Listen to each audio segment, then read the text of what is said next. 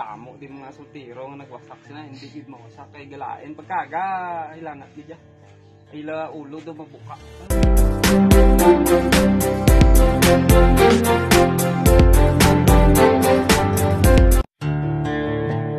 Pupunta tayo ngayon sa isang bahay na bato na naitayo bago mag World War II.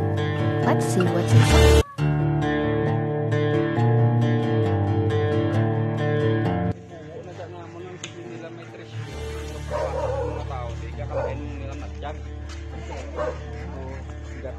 Gailanat sila pagkagadla.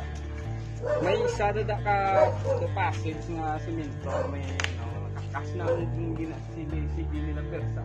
Nakakas hindi na maabriyan din. Kakalong sunod. So guys, this is the time daw.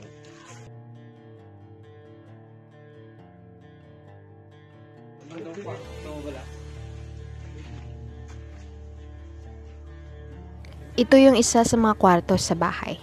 Gawa ito sa bato at mga semento.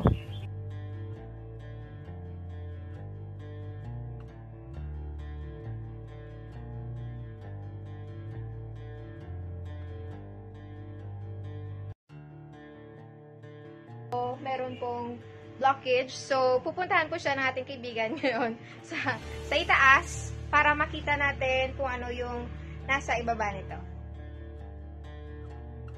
Ito yung aakyatin ng mga kasama natin. Punta sila sa rooftop para makita ang butas na magsisilbing lagusan sa isa pang maliit na kwarto.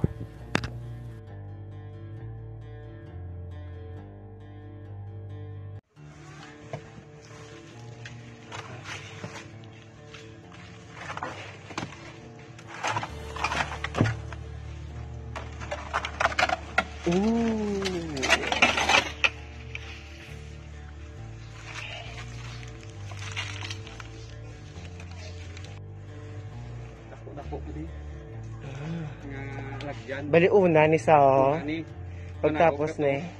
Kamu do tao lang sa dilo ko dak. Tao. Di pa makot paano da sila karon makanaog sa no? May kalat. So na may kalat na dito. may buog gani.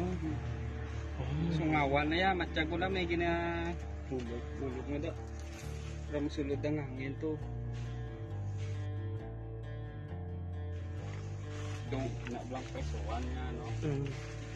Sa loob ng maliit na kwarto na ito, makikita ang isa pang passageway na may takip. Ito ang tinatangka ng karamihan na pasukin pero hindi pa rin mabuksan. Sa ngayon, nananatili pa ring misteryo kung anong nasa loob nito.